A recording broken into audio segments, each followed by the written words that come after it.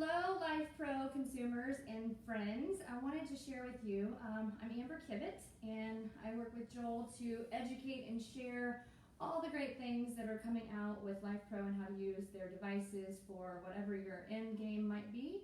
So today, I'm going to actually share with you the true unboxing of the Lifepro Rumblex.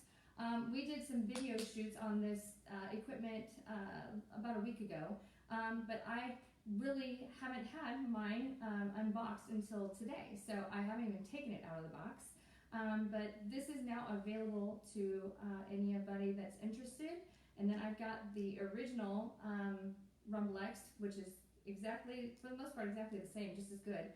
So if you already have the Rumblex, the first one, the second one is virtually the same. That there's just a few things that are a little bit different. So I'm going to share that with you so that you can figure out if this is something that you want to upgrade to, or if you don't already have one, then you can get yourself one, because they're all the Rumblex that are available are amazing. So I had a chance to work with the Rumblex Pro and the Rumblex Plus, and then the one that I've got here, which is the original that you've all seen me use. So I'm excited to share with you today, and I'm going to put you through an unboxing event. My daughter will be jealous because she's 9 and she loves watching unboxing videos on YouTube. So I'm going to do this live in front of you right now so you can see the difference. So I've got my box opened up, and I'm going to take you over here so that you can see kind of what the box looks like on top. This one weighs about 40 pounds. And so it really weighs about the same as the other, but there's this nice exercise mat, and we've got lots of paper and a user manual,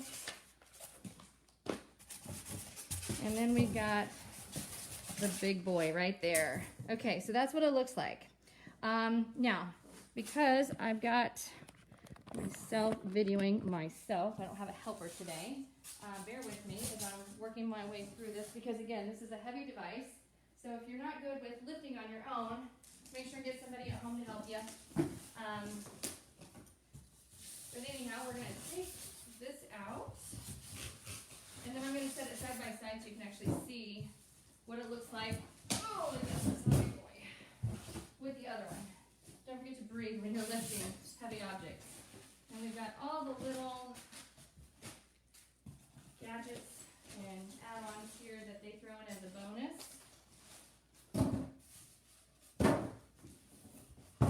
All right. So, side by side. I don't have the active dimensions right in front of me, but you can look it up in the specifications online.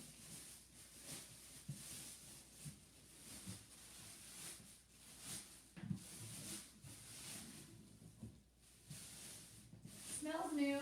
It's exciting. All right, now we got all the box and everything out of the way. Wow, this is really cool. All right, so that's what it looks like on the top, okay? Now, let's go through the bags and see what we got here.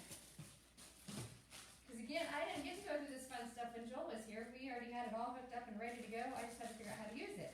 And it's super easy to use. If I can figure out how to use it in 15 minutes or less, without reading the owner's manual, I can teach you all how to do it in a very quick video as well. And you can reach out and ask us questions if you ever have problems in knowing how to use it. We're happy to help you with whatever your questions are. I'm a little sweaty. I just finished a workout on my own, so I'm not going to be teaching a workout on this. I'm just going to go through the unboxing and share with you what to expect. So we have one exercise cord. And we have another exercise cord. So these are exactly the same as the ones that came with the other Rumblex. We have parts. We have a remote. And the remotes are different. Okay. So remotes are completely different. There's the remotes. Okay, many more features on the new remote. And then we got our bag of goodies here, our bag of freebies that Joel is always so generous with sharing and providing. So you get your mini bands, your mini loop bands, and if you watch some of my other videos, you can learn how to use those. I'm not going to show you a workout again today or how to use these, but you you can watch some of the other videos in the past and all the videos going forward to learn how to use the mini bands. So, and then you get this handy dandy little bag. So let's talk about how to get things set up. First things first, on the remote. It's this awesome slap bracelet remote, so it just slaps around your wrist. But in order to get the remote up and working, and I'm on carpet, okay? So if you have carpet at home, it's perfectly safe. And if you have a hard floor, it's perfectly safe. So on the remote, you're going to pop out the face unit like this, okay? So we have wristband and we got remote. Now on the back of the remote, we have this little plastic thing here. Super important, because if you don't do this, nothing works. And if you call Joel and say, hey Joel, I got a defective unit, he's gonna say, hey, go back and look at Amber pulling this tab. So there's a little tab here, okay? You're gonna pop the lid off the back because they are so nice that they provide you the battery. And you're gonna pull that little plastic piece out, tap the battery back into position. Try not to touch the bottom of the battery. Just slide it on in there and it will engage, or it should. There we go. Thought I had it. Okay, there we go. Okay, clip goes back on, just like that. And you can either hold it like a remote, or you can wear it like a bracelet, either way. But it just slides right back in there and it clips into place.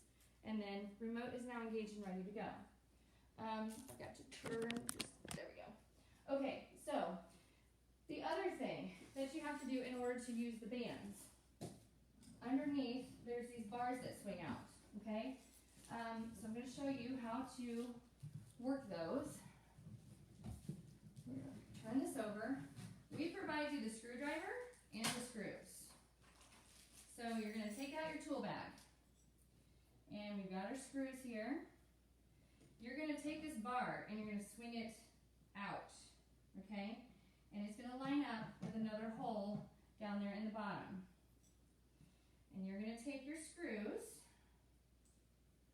and you're going to use the Phillips head end of your handy dandy screwdriver here and twist it on in there until it locks in and you can't twist it anymore. And we got it, okay? The bar doesn't go anywhere. We have to do that for the other side. So, grabbing our screw, tapping it on there, and there we have it. Okay, nice and solid. Good stuff. Okay, while we are here, one of the big differences between the Rumblex Plus and the regular Rumblex. Again, both great pieces of equipment. They both have their different features, but virtually the same. The plug-in for the original is on the front, which can cause a little riffraff when you're trying to get on the device. This one is on the side. This one also has wheels, and it also has a built-in handle here. So if you don't want to lift it to carry it around, you can roly-poly the device wherever you want to take it, okay? But the plug-in is right here on the side. So, taking the cord, we're going to plug it in to the side of the device, and you're going to push really hard to make sure that you get it all the way in there. Okay? Take the power tip, plug it into your outlet, into your wall. Okay? The bands. If you choose to use the bands, these are not adjustable in length. Okay? Some have said, I figured out how to adjust them. There is no way to shorten these. But Lifepro does have other bands that you can use if you need shorter bands or if you need a different variety of bands. If you reach out to Joel or you call customer service, you can get other options available for additional cost. But you're going to take your band, okay, loop around. You're going to pinch your loop. And you're going to push it either through or you're going to pull it out from underneath. It doesn't make any difference. I'm going to push through, okay? And until you can feel it, take your hand through and take your handle, grab your handle and pull it through. Now your bands are locked in and ready to go. Okay, so you pull it tight and now you're good to go without any rattling and noise from the clips. There's no clips on these. So, pinch, push, or pull, whichever you'd like to do. I'm pushing. And I'm on carpet, so it's really not easy to get that band through because I'm on carpet.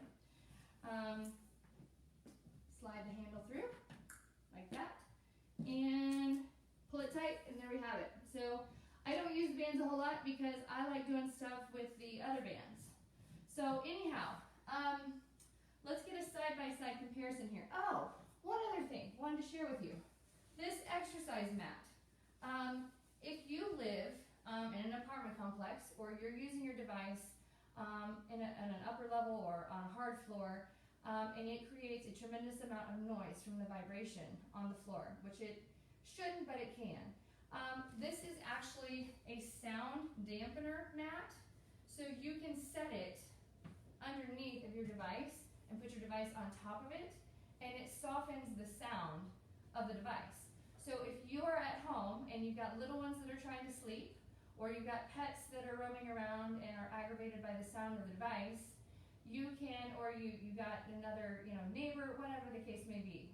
But if your floor is vibrating a lot because of the device, you can put the device on this mat and it will soften the sound of the device, which really isn't that loud, but it does soften the vibration. So if you have people complaining or family members are like, gosh, that's so loud, use your mat for that. Otherwise, you can use your mat on top, or you can use the mat behind with your knees.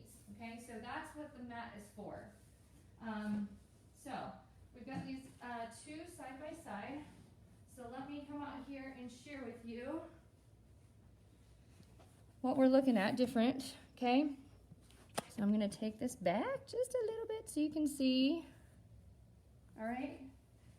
Now, the biggest difference between these two is the surface. So this one is curved on the edge. This one is completely flat across. The actual platform size, dimension size, is the same. This one has more rubber matting around the perimeter, covering the whole surface area.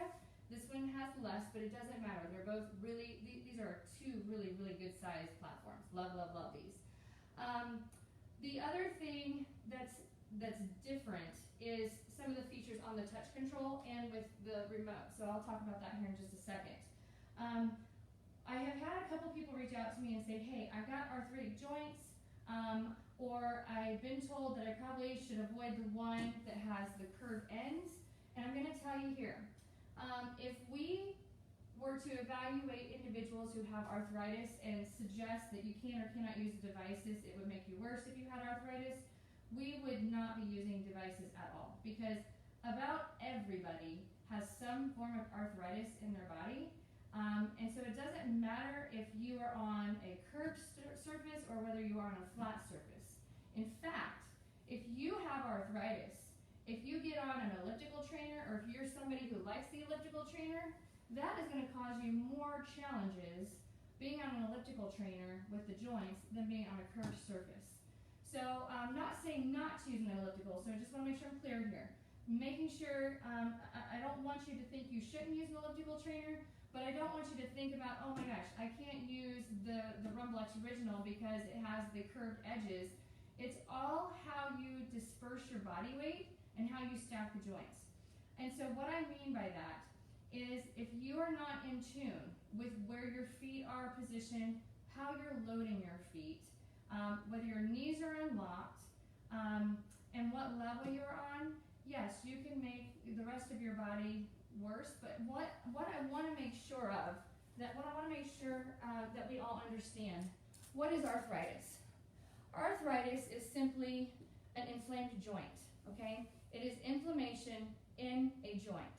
So we have a ridiculous number of joints. I actually need to research that. How many joints do we have in the human body? We have several, okay? So if you have arthritis in your knee, in your hip, in your shoulder, I got news for most of you. If you're over the age of 20, you probably have arthritis someplace in your joints. If you're under the age of 20 and you play sports, you probably have arthritis somewhere in your body, because arthritis is just simply the inflammation of a joint. My daughter is 9 and she's going through growing pains, so she has arthritis from time to time. But that's not a reason to not use the platforms, because it is not going to hurt you. In fact, it's probably going to release some of the tension in the muscles because of the joints being so inflamed. Just make sure that you use it on a gentle level. If you have osteoarthritis, if you have degenerative disc disease, okay, for the most part, we're all going to end up with degenerative disc disease as we get older, because that's just the nature of the beast with being a human being.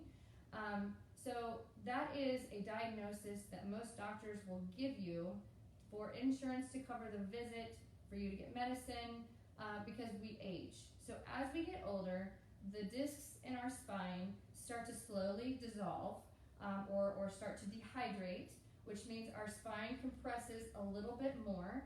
And so we tend to deal with more pain because of that. But what is really important to remember is everybody, if we were to do an MRI, I used to do MRI research for a spine doctor, and we evaluated professional athletes, for men's basketball, women's basketball, and we also evaluated kids. If we were to do an MRI on everybody as we get older, we are all going to have degenerative disc disease. What happens though with our mindset is when we find out that we have this degenerative disc disease, it scares the crap out of us because we really don't know what we're dealing with. I will tell you, 2005, I'm 42 years old, and in 2005, I was involved in a terrible motor vehicle accident in which I suffered 8 spinal injuries, one being a complete herniation, the other were bulges. So I had 5 cervical bulges, I had 3 lumbar bulges, and a lumbar herniation, severe spinal strain, and post-traumatic fibromyalgia along with a head injury. My friends, I'm completely pain-free today, and I had to learn to walk again. So if I can do this, then all of you can do it. Whether you have degenerative disc disease, whether you have arthritis, you're going to be just fine. It's just a matter of making sure that you find your level in moderation and you don't try to go out and just kill it the first time. These devices do so much more to our bodies than what any one of us can even imagine or comprehend. I understand the science very, very well. I've been studying it since the late 90s. In my undergraduate, I'm board certified and licensed in sports medicine. And so in studying all of this and then living through the terror of 2 years of learning to walk again, normal, with fibromyalgia, which I still suffer from today, I don't have pain as long as I stay moving. I don't have pain when I use the platforms more often than not. But when I start to do too much and I take time off and lay around and watch TV and stay on my device and don't do any movement, that's when those joints are going to get more and more aggravated and stuck. So the connective tissue likes to be fluid. So not fluid in the tissue, but our bodies have to be in motion. Motion is lotion. Motion is what makes us feel good. Movement is medicine. And that's what saved my life truly, because the doctors told me to do absolutely nothing but lay around, which I did. And I gained 50 pounds, so I was 200 pounds, popping pills right and left because that's what they told me to do.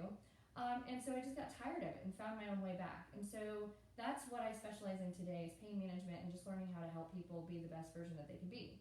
So those of you that are worried about whether you should or should not be doing this, total knee replacement, total hip replacement, total shoulder replacement, you're fine. You just need to make sure and use vibration on a very low level and make sure you see how you deal with that first.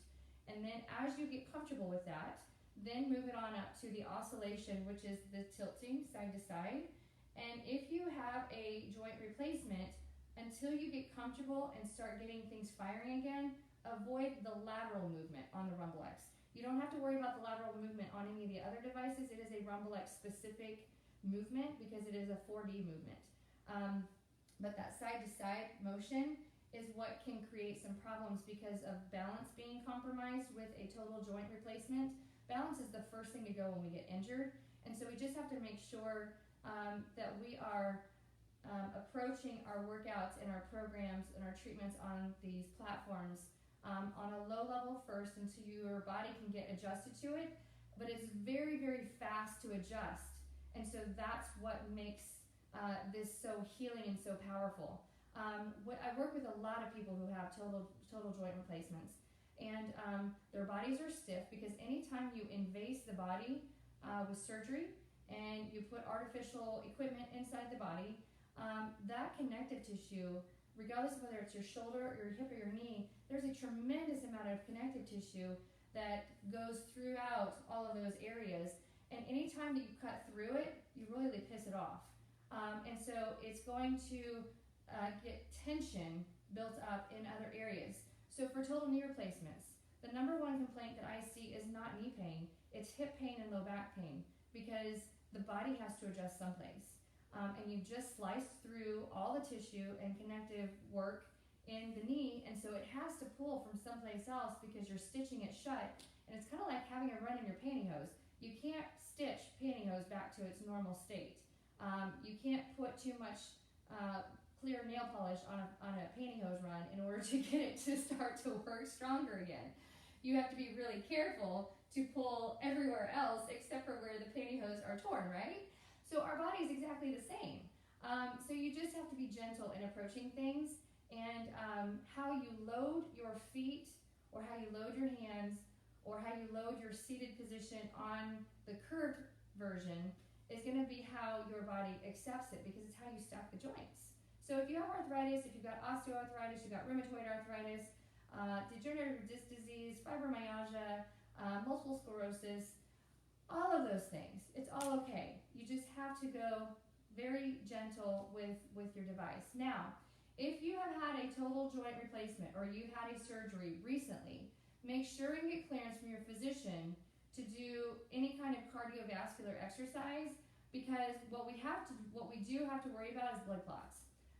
And so immediately out of a surgery, you're still at risk for a blood clot. So make sure that your doctor clears you to do any kind of exercise or rehabilitation, so that we don't cause any problems in the healing process. So you don't want to be on this device like 48 hours after surgery. You got to let your body get fluid again with its lymph and with its circulation, because we don't want to manipulate certain things and create a blood clot, and that's not a good idea. So make sure that you have clearance after surgery to get into doing some things. If they tell you that you can walk, then you should be okay to get on the device and just do vibration. Not the tilting, but just sitting down in a chair, putting your legs up on the unit, and turning it on to vibration only, because the vibration coming through the bottom of your feet are sensory rich, and that really activates the healing process. That's how I healed my really injured foot. I thought I broke my foot 3 weeks ago, and turned out it was a severe sprain to my Liz Franck ligament, which is the ligament that holds your entire foot together. But I'm really good. I'm a master at rehabilitation, and so that is, I've been doing a lot of what I know and what helps other people, and that's how I'm healed. In what normally takes 6 or 8 weeks for an injury to recover, I'm injured in less than 2. So good news. But anyhow, get back into the platform. Let me see some of these comments here. Yes, there's a flat surface option, and the Rumblex Pro is flat too, but it has so many more bells and whistles to it. Okay, right knee replaced, not good for the curve. Okay, with the curve, in some ways, yes, if you've had a total knee replacement, the one thing that you have to think about, okay, when you're on the platform, if you stand right here, I know you can't see my head, but you get the idea. If you stand right here, you're still okay, okay? If you stand right here, and if you drop your big toe under, yes, your knees are going to crash to the inside. So you have to position your feet to the outside. You have to push the outside of your feet away into the platform. So we don't want to be knock-kneed. We want to be neutral-kneed, okay? You don't want to lock the knees ever on any of the devices. If you lock your knees ever on any of the devices, your body's going to get a lot more vibration and energy through the joint instead of through the soft tissue. We want the vibration to work through the connective tissue. So make sure that your knees are unlocked at all times, no matter which device you're on, okay? But here's the thing. If you can walk on the beach, you can stand on a curved object. Because if you think about how a beach has a slope to it, and if you're able to walk on the beach, you're still very, very unstable grounding. Even though you're on sand, wet sand, or dry sand, it doesn't matter. If you are walking on the beach, your foot is about as unstable as it gets with how it moves, okay? So if your foot is unstable, the knee is what attaches the foot to the hip. And so the knee is what has to compensate. So if you have a total joint replacement, if you can walk on the beach and stand on the beach, because a beach, there is nothing flat about a beach. If you can go to the beach, you can stand on that curved object because you have control over this fixed object, whereas you don't have control over what your feet do on the beach. So if you like the beach, and if you can go to the beach and you don't have any pain on the beach, and I know all the seniors out there or anybody 40 plus who's had a total joint replacement, total knee or total hip, I'm sure that they're still all going to the beach and loving life. If you can do that, you'll be fine on this. It is how you load your body. So you can't lock the knees out, and you just have to make sure not to roll the feet inward. You have to position your feet more level or towards the out a little bit and keep a nice gentle bend to your knee, but you'll be fine using that. Worst case scenario, again, sit in a chair, put your feet on it flat until your body starts to pick up that sensory and you start working out the coordination, and then you're fine.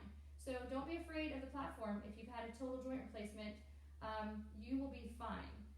If you can be on an elliptical trainer with a total knee replacement, you're fine on this, because an elliptical trainer is probably the sloppiest cardiovascular exercise you can do for all of your joints together, because you're moving your body but your feet are stuck, and so everything else has to move for the elliptical trainer. So if you've had a knee replacement and you can handle the elliptical trainer, you will be just fine on this. I'm just telling you from a mechanical advantage and understanding the physics of how the body stacks and works together, you'll be fine. So I don't care what any other PT out there tells you, if you don't understand how the feet work and how the body stacks and how you have control over your own body, if you just stand on it, yeah, you can have some extra knee pain. So if you have knee pain, it's a no-brainer.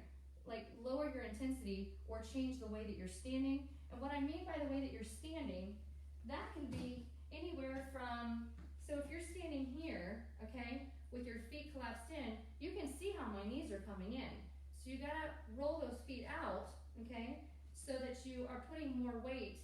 And you can even go wider and just relax the knees and don't put as much weight on the inside of your big foot, your big toe, the arch of your foot. The other thing is, if you're standing like this, heels are in, toes are out, you're putting more stress on the knees. If you're standing toes in, heels out, you're putting more stress on the knees. So make sure that your feet are comfortable with the alignment and that you're paying attention, the alignment from foot to heel, okay? And make sure that you understand how you are loaded from your big toe to your pinky to your heel bone, all right? I know that's a lot of information, but I just want to make sure that those of you who are concerned about joint replacements, you don't have to worry about hurting yourself on these devices if you're loading yourself properly. Okay, moving on. So, I've got both remotes. We got Rumblex. Oh, you know what? I forgot to do. Duh. You gotta flip the on switch. Okay, so if your remote does not work and you have cleared the battery to work, make sure that you flip the power switch on the outside. The power switch on the outside actually is a breaker switch. So it actually turns the unit on for you to be able to push the on switch, okay? Now, there are three things that this thing does. Three things that this thing does that this thing does not do. Those of you who have seen me do workouts on the original Rumblex, if I happen to sit my butt near the control panel, it kicks the workout off because, you know, I got a lot of booty here, and if I sit my booty on the front of the platform and I'm doing something wild with my legs out in front of me and I just happen to rock forward, oh, I just did it. I just turned it off, okay? So what's really cool about this one is on the remote, and this can only be adjusted on the remote, so don't lose your remote. On the Rumblex Plus, you can actually lock the screen so that you don't accidentally touch it when you happen to sit on it or when you happen to put your hands on it. And so you have the lock button. And so on the remote, that little lock switch right there, that is what you can do for locking the screen. This does that, this does not do that. You cannot lock the screen by touching the actual device. You have to do it from the remote. If your remote has never worked, contact Joel and have him send you another in case you got a lemon. Doesn't happen very often, but if your remote has not worked, if you didn't engage the battery, watch the beginning of this episode. If you did not if you didn't pull the tag in the battery to activate the battery, and you've tried another battery and it still doesn't work, call Joel and get a replacement. He'll send you one out immediately. Super, super awesome customer service. Okay, the other thing that this does is it has a sound off button. And it was funny because I asked Joel, I'm like, why on earth would you need a sound off button? Because what is it about the unit that makes noise? And I guess for people who have hearing aids, for people who have animals at home, for children who are sleeping, just the constant beeping is really aggravating for some, especially for pets or for those who have hearing aids. So you have a sound off button. So there's your sound off button. You can only use it with the remote. You cannot use the sound off button by just touching the touch screen. So it has to be done from here. So if you have to, here's a little trick for you. If you have to put a little Velcro someplace handy in your kitchen, on the refrigerator, and put another piece of Velcro on the back of your remote. So again, this little guy pops out. Put a piece of Velcro on the back. Put a piece of Velcro on your refrigerator, stick it on the fridge, you never lose it, okay? Otherwise you can wear it like a bracelet, but nobody wants to wear this to town when they're not using the Rumblex, so. So anyhow, but on the remote, you can operate the screen lock and the sound off button. You've got wheels on this, and you do not have wheels on this. So that's the third option, okay? No wheels, wheels, so you can roll it around and you don't have to carry it. Now here's something really cool. I did not know that this has speakers on it until I visited with Joel when he came to my home a few weeks ago. This also has speakers on it and is Bluetooth engaged. So I'm going to show you how to turn on the Bluetooth so that you can listen to music through the speakers while you're working out. How cool is that? My understanding is there might be a feature going forward that they might provide personal instruction like myself talking through a program, and so you'll hear a voice talking to you while you're on the device to tell you what to do different. So that might be coming in the future, not available now, but what's really cool is you can use the Bluetooth feature to be able to listen to music with your own speakers, and the speakers are built into it and they're actually pretty cool. Anyhow, that's how the remote works. I have flipped the breaker switch, so now I'm going to push the power button, okay? And there we go. So the power button puts it into standby mode, and standby mode will stay on for 3 minutes, okay? Same thing with this one. On that remote, it's the middle button, okay? This remote is much more simplified. Middle button turns this one on to into standby mode, okay? Both units have an auto mode, so you have 3 programs that you can choose through, and the 3 programs, from what I remember, are about the same. That will be another day, another video, because I need to go through and play with these units and figure out what the different programs are and make sure that they are exactly the same before I tell you that they are. And then they have a manual mode. The manual mode is you push the button at the bottom of this one that says mode. It'll tell you whether you are in auto or in manual. And then on this one, you have an auto mode up top and you have a manual mode at the bottom. You have speed increase on this, and you have speed on this. You can only decrease the time from 10 minutes on both devices. So they're already preset at 10 minutes. If you are doing a preset program, P1, P2, or P3, you cannot decrease the time because it's already set for you. You just have to get off when you're, if you want to get off early. If you are wanting to go into manual mode, you can change the time setting and the speed timing. So the speed and the time. So if you are on either device, doesn't matter which one, and you put it into manual mode, and let's say you only want to be on it for 3 minutes, then you can decrease the time to 3 minutes. but you cannot increase the time any more than 10 minutes. You just have to repeat a different program if you want to go longer than 10 minutes.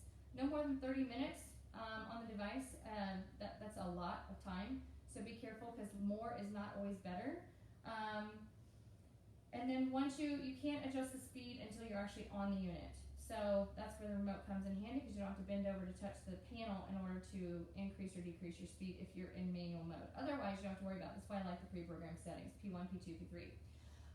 Okay, this one does not have the fancy lights on the edge like this one does, okay? But it does have the color on top so that you can see which level you're in. Level 1 for beginner state is a speed 1 through speed 20, which will show up in green on the touch screen. Speed 21 through 40 is orange, which is the same as this one. And so it will also, that's going to be your intermediate, and then your red is going to be 41 to 60, and the same on this. You're going to see red. So if you've seen the flashing lights on the end in a pre-programmed setting, you have no control over that. That's just how it is. Go with it. It's just fancy fun. If you are wanting to see if you're in beginner, intermediate, advanced on the preset program, the lights on the ends and the lights on top will tell you. So green is easy, orange is advanced, and red is aggressive, like supercharged advanced, if you will. So I think that those are the main things. Okay, so let me take you over here so you can see the touch screen. All right.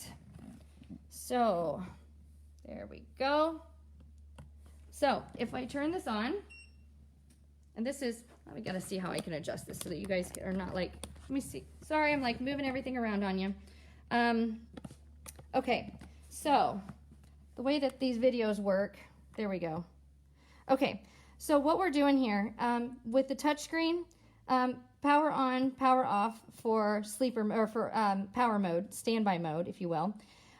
This right here is going to give you the opportunity to move through the different manual functions. So the zigzag button is manual functions, and you have the same manual functions, exactly the same as you have on the other one. P refers to pre-programmed setting. So P1, P2, P3, okay? P1, P2, P3. And then this right here can only be used, as you can see, in manual mode. So tap manual mode, then you can, whoops, there we go. The plus and minus is time, and the increase, decrease is speed. So you decrease time if you want to, and then you can increase speed after you push the play. So we're in vibration mode here. We can turn it up really high. Okay? But you cannot decrease time after you start it. Okay? So there we go. When we pause, and then it starts all over. So those are the main things. So that is the Rumblex Pro, the Rumblex Plus. And then on this one, whoops, I got to turn this one on. Maybe. Oh, okay, so I didn't have it plugged all the way in. Hold up a second. Let me get this fixed. Okay, sorry about this. I know you're getting like a close-up view of me here. Now we got it on. Okay, so if it doesn't work on the top, make sure your plug is all the way in, and make sure you flip the breaker. Okay, now we're good to go. Okay, so this is our standby mode. The button that looks like the dog took a bite out of the piece of paper is your pre-programmed setting. Exactly the same as the Rumblex Plus. And the one with the square is your selector button for manual mode. Exactly the same as the Rumblex Plus. Okay? Increasing, decreasing. So you cannot decrease, or you cannot increase speed, you cannot increase time past 10 minutes. You can decrease. You cannot increase speed until you push start. Then you can increase your speed. Okay? And there we have it. So, I hope that answers some of your questions, the difference between the Rumblex Original and the Rumblex Plus. The Rumblex Pro is coming out soon. It is a whole different unit. It's flat. It's a bigger platform, has all sorts of attachments, comes with bungees, different resistance bands. It is lots and lots of bells and whistles. I have no idea what he's charging for that. I know I've been able to play with it, and it is an incredible, incredible device. It is going to be, he's got some really, really neat stuff coming out. He's got some platforms coming out that are totally different than anything else that we've ever had, that can be used for a variety of different things. But for sure, the new Rumblex Plus, it is flat and has most of the same settings as the Rumblex Original. The Rumblex Original is still available. It comes in blue, it comes in black, and they're both great devices. They are my favorite device of all the platforms that we offer. The Rumblex, hands down, is my favorite for pain management, pain relief. I've got people that come in to see me for treatment and are in pain, and I can have them get on a device, and they're tremendously improved before I even work on them. So a lot of times I start a therapy session for massage or for cupping or for acupuncture. I'll start all of that with the device and get things loosened up through the vibration and the platform, and then I'll start working on them with massage guns and everything else. So if you're on the fence, not sure which one to get, they're all amazing devices. Just depends on what your needs are, what your wants are. If you're somebody who gets bored easy, you definitely are going to want the Rumblex because there's so much variety. There's no thinking behind it. You can do a lot of different things with it. The new ones, forgot to show you that Bluetooth thing. So let me show you here real quick. Putting my mic back down there. Okay, hang on 1 second. All right. So I'm going to pull my phone up here so that you can see that this is actually working on my phone. I'm going to turn on the new, actually, I'll tell you what. I'm going to turn on the other one. Okay, so if you go to your Bluetooth setting on your phone, whatever phone that might be, okay, there will be a Lifepro that pops up. You're going to tap your Lifepro, you're going to tap Lifepro on your phone, and it should connect to your device. It's thinking.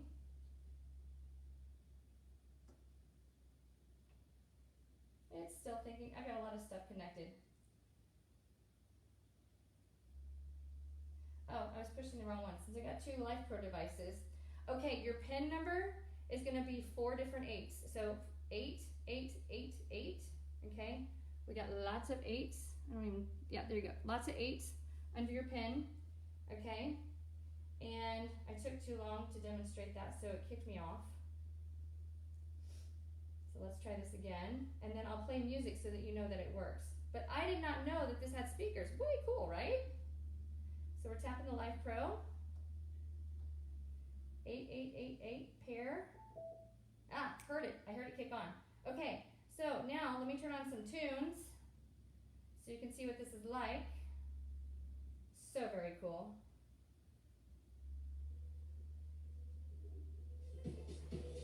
Oh, we've got it in this one. I'm in the wrong device. Okay, so you can hear the speakers working. Okay, so there you have it. So that's how you turn on your Bluetooth speakers, which are involved in all the Rumblex devices. You do it through your smartphone. You'll tap off or tap on the Bluetooth, and Lifepro will show up in the devices available to link into. When the device shows up, tap on Lifepro, and then it'll ask for a PIN. And with the PIN,